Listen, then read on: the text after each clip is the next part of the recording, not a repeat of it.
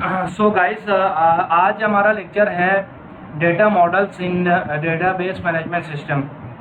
अब हमने पहले लेक्चर दूसरी लेक्चर में बात की है डेटाबेस मैनेजमेंट सिस्टम क्या होता है, डेटा क्या होता है और ट्रेडिशनल फाइल सिस्टम क्या होता है। इसी तरह डीबीएमएस के जो बेनिफिट्स है वो पढ़े थे।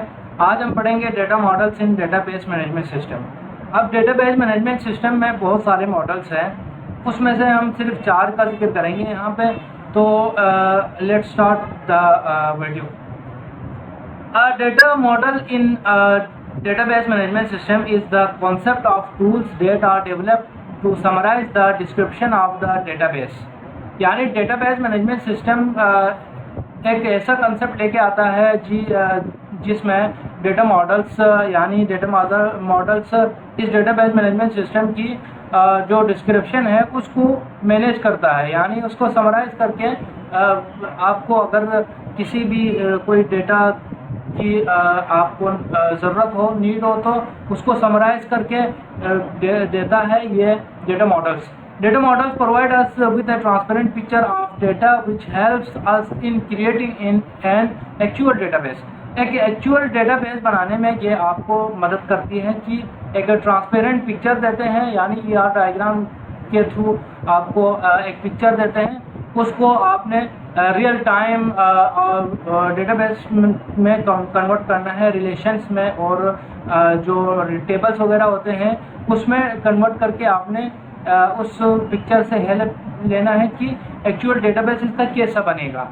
It shows us from the design to of the data to its proper implementation of data. अब वो डेटा जो है, वो डिज़ाइन जो है, वो पिक्चोरियल फॉर्म है, वो हमें इस बात का तलकीन करते हैं, इस बात की तरफ इशारा करते हैं, ये बात हमें समझाने की कोशिश करते हैं कि उस पैटर्न का असल डिज़ाइन कैसा होगा, उस पिक्चर का असल प्रॉपर डिज़ाइन कैसा होगा। तो इसके लिए मैंने डेटा मॉडल्स को ये 4 डेटा मॉडल टाइप्स है डेटा मॉडल्स की डेटाबेस मैनेजमेंट सिस्टम का, उसको मैंने चुना है। इसमें से सबसे पहले नेटवर्क मॉडल है, हायरार्किकल मॉडल है और रिलेशनल है। इसी तरह ऑब्जेक्ट ओरिएंटेड डेटा मॉडल है। अब सबको हम बारी बारी डिस्कस करेंगे तो इंशाल्लाह आपको समझ आ जाएगा। तो सबसे पहले मैं बात करूँगा नेटवर्क मॉडल्स की। नेटवर्क मॉडल क्या होता है असल में? The network model was created to represent complex data relationship and to improve data base performance and standards. यानी डेटा मॉडल्स को, नेटवर्क डेटा मॉडल्स को क्यों तैयार किया गया है? इसको इसलिए रिप्रेजेंट किया गया है कि कॉम्प्लेक्स जो क्यूरीज होते हैं, कॉम्प्लेक्स डेटा होते हैं, उनको आपस में रिलेशन बनाने के लिए ये मॉडल तैयार किया गया है। और it has an ability to manage one to one relationship as well as many to many relationship. यानी इसके अंदर एक ऐसी खुसूसियत पाई जाती है जो कि आपको मैनी टू मैनी रिलेशनशिप बनाने के लिए और वन टू वन रिलेशनशिप बनाने के लिए ये हेल्प करती है, या इसके अंदर ऐसी काबिलियत है, ऐसी सलाहियत है जो इस रिलेशन के अंदर वन टू वन और मैनी टू मैनी रिलेशनशिप्स बनाते हैं। There can be more than one path to the same record because of more relationship. It makes data access fast and simple। यानी किसी एक डेटा को access करने के लिए आपके पास फास्ट और सिंपल वे बहुत सारे होते हैं। तो उस डेटा तक आपकी रिक्वायरमेंट जो है, जिस डेटा के पास से आपको उस डेटा की इंफॉर्मेशन लेनी है, तो आपको ये प्रोवाइड करता है एक से ज़्यादा पाथ। मिसाल के तौर पर यहाँ पे है एक स्टोर का एग्जांपल दिया हुआ है। स्टोर है, ये एक एंटिटी है और उसके साथ रिलेशन में है कस्टमर, मैनेजर और सेल्समैन है। ये इन तीनों का स्टोर का इन तीनों के साथ रिलेशन है वन टू मैनी। यानी एक स्टोर है, उसके अंदर कस्टमर भी होगा, मैनेजर भी होगा और सेल्स भी होगा। इसी तरह अगर आपको स्टोर को ऑर्डर डिलीवर करना है तो किस तरह आप उस ऑर्डर तक पहुंच सकते हैं। तो इसमें इस डायग्राम में ये आपको शो किया हुआ है। इसी तरह अगर सेल्समैन को आइटम्स के साथ या ऑर्डर के पास पहुंचना है तो इसका एक्सेस कैसे होगा ये शो किया हुआ है। तो इसके अंदर 1 to 1 रिलेशन भी होगा और 1 to many। 1 to 1 रिलेशन यानी स्टोर के साथ सेल्समैन के से जो रिलेशन है वो 1 to 1 है, लेकिन इन तीनों को मिलाए, कस्टमर, मैनेजर और सेल्समैन तीनों को मिलाए तो 1 to many है ये बात। इसके बाद the operations in this model are done with the help of the circular link list. The current position is maintained with the help of a program and navigates through the records based on relation. यानी इसके अंदर circular link list होते हैं, एक के साथ एक का जुड़ा हुआ होता है, और इसी तरह जो करंट पोजीशन है, जिसके रिक्वायर्ड पोजीशन है, उस तक पहुंचने के लिए ये वाला पाथ, ये वाला मॉडल आपको आपकी हेल्प करता है। ये है नेटवर्क मॉडल। उसके बाद हम बात करेंगे हायरार्किकल मॉडल, डेटा मॉडल। यानी हायरार्किकल डेटा मॉडल क्या होता है? It is based on tree structure and the tree structure used in hierarchical model is called a rooted tree. यानी जब आप इस हायरार्किकल को पढ़ेंगे तो ये क्या है, एक इसकी पिक्चर देखेंगे तो आपको समझ आएगा कि यह क्या है। रूट एक पेरेंट और चाइल्ड के हिसाब से, ये पेरेंट चाइल्ड के रिलेशन के हिसाब से ये बने हुए होते हैं। सबसे पहले रूट होती है, रूट डायरेक्टरी। रूट के बाद उसके बहुत सारे चाइल्ड होते हैं। तो it consist of a collection of records that are connected to each other by links. यानी ये एक दूसरे के साथ लिंक के साथ जुड़े हुए होते हैं। ये आप देख सकते हैं रूट के साथ चाइल्ड लेवल 1 का जो 3 ये लेवल 1 है और ये लेवल 1 चाइल्ड, ये तीनों जो है ना जुड़े हुए हैं।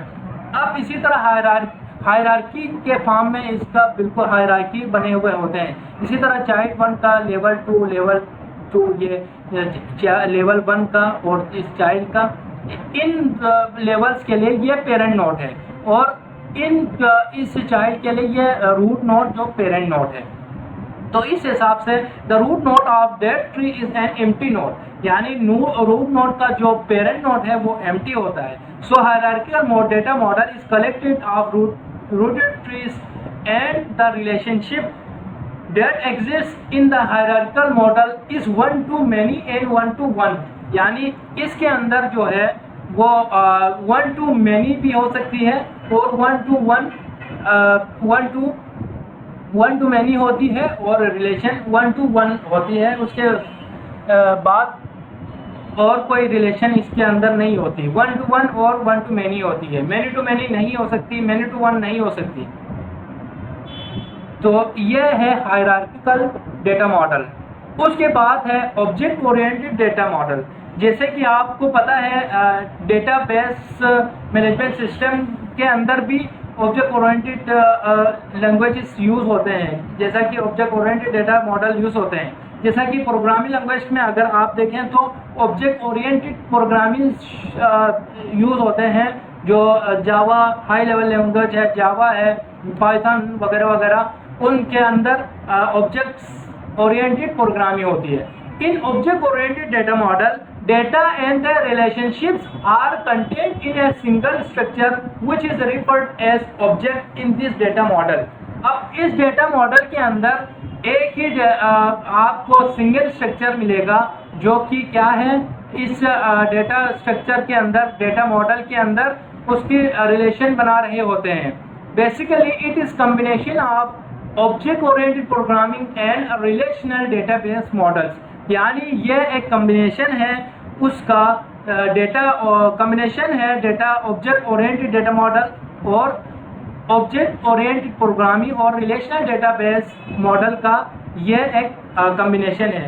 अब अगर आप इस एग्जांपल को देखेंगे तो आपको समझ आएगा कि एक पर्सन का ऑब्जेक्ट है, पर्सन का एंटिटी है, और ये 3 और एंटिटी है इसके अंदर, स्टूडेंट का है, डॉक्टर का है और इंजीनियर का है। जब इसके अंदर बहुत सारे और एंटिटीज़ है, ये एक एट्रीब्यूट है इसके अंदर, स्टूडेंट, डॉक्टर और इंजीनियर एट्रीब्यूट है, पर्सन एट्रीब्यूट है। उसके अंदर जो एंटिटी है, सॉरी ये एंटिटी है, स्टूडेंट, डॉक्टर और इंजीनियर एंटिटी है, उसके अंदर जो पाए जाते हैं वो एक एट्रीब्यूट कहलाता है। जैसा कि रोल नंबर है, उसका ब्रांच है, ये सारे, और सेट मार्क इसके अंदर मेथड है, एक मेथड बना हुआ है। तो जैसे प्रोग्रामिंग में आप ऑब्जेक्ट ओरिएंटेड को यूज करते हैं, इसी तरह इसमें भी ऑब्जेक्ट ओरिएंटेड डेटा मॉडल्स होते हैं। इसी तरह अब लास्ट में हम देखेंगे relational model. Relational data model क्या है?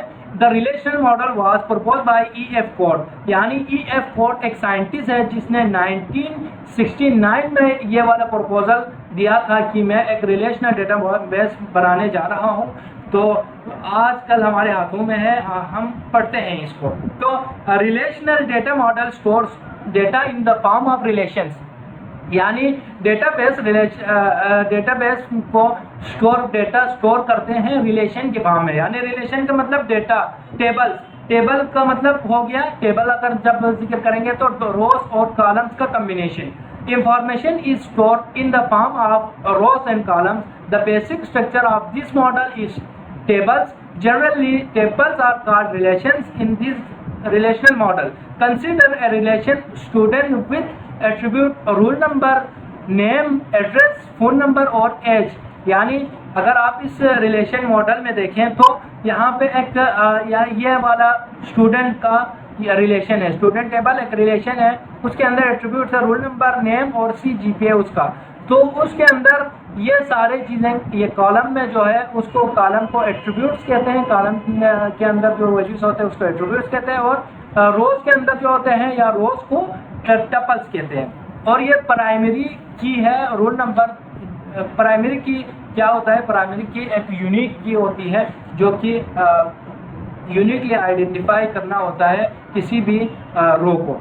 तो इसी तरह कॉलम को। तो इसी तरह after design in conceptual model of the design using ER diagram, we need to convert the conceptual model into relational model which can be implemented using any RDBMS language like Oracle, SQL, MySQL etc। यानी जब आप ER diagram बनाते हैं किसी भी conceptual level model का, तो उसके बाद आप उस ER डायग्राम को एक डेटाबेस की शक्ल देते हैं। यानी डेटाबेस के सॉफ्टवेयर होते हैं MySQL, Oracle और MS SQL सर्वर, इन सारे सॉफ्टवेयर के अंदर ये काम करते हैं।